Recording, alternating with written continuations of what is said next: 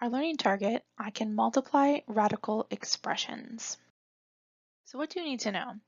When we multiply radicals, you might have an example that looks something like this. You have an outer number or a coefficient times a square root with a radicand inside, and then multiplied by another scenario where you have an outside number or coefficient, square root of an inside number, or that radicand. And to multiply, you multiply the outside numbers together, or the coefficients, and you multiply the inside numbers together, or the radicands together. Once you've done that, you make sure that your square root is simplified completely. So let's take a look at an example. So let's take a look at example 1.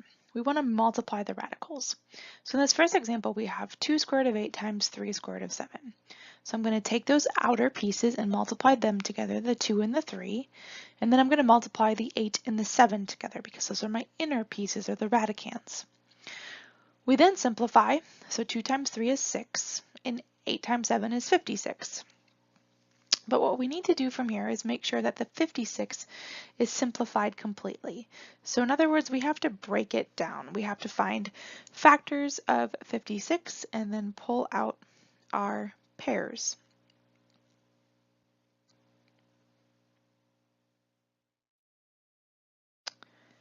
All right, so if I go kind of work backwards here, I know that 56 is 8 and 7, because that's what multiplied to give me 56. But 8 can be broken down into 2 and 4 can be broken down into 2 and 2, which is a pair of 2's. So I can bring that pair out front, and I'm left with 2 prime numbers. So those 2 primes are going to stay inside. They don't have a buddy to help to let them out. But you have to remember you had this 6 out front to begin with, so I have to put that 6 back out. So now I've got 6 times 2, or 12, and then in parentheses, or in the square root, excuse me, I have 2 times 7, which is the square root of 14. So let's do one more of those. Here I have 3 square root of 10 times the square root of 15. So my outers, I have a 3, and then here I'd have a 1, and then my inners, I've got 10 and 15. So that's what I'm multiplying together. So 3 on the outside, and then 10 times 15 is going to simplify to 3 square root of 150. Again, I want to break down 150. I can use the factors that were given to me to break it down. So 10 breaks down into 2 and 5, and 15 breaks down into 3 and 5. So right there I see I have a group of 5's. So that group, or that pair, they're buddies, and they get to come out of the house. I already had this 3 out front, so I have to put it back out front. And then left over I have a 2 and a 3. So they're still inside the house. They didn't have buddies to get them out. So when I simplify this,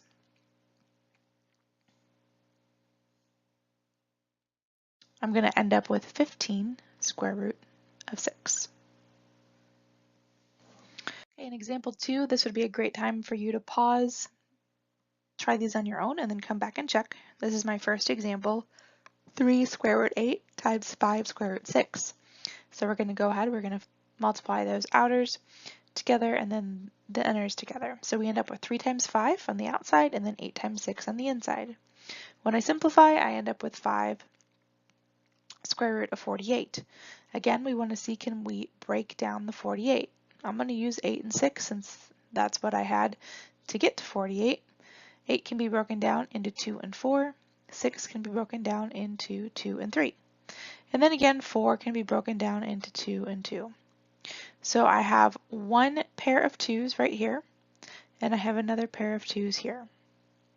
Okay, that means I get to bring out 2 pairs of 2's. And I have one lonely 3 that's going to get left inside the house. Don't forget your 15 that you had out front to begin with, so we're going to add him out front.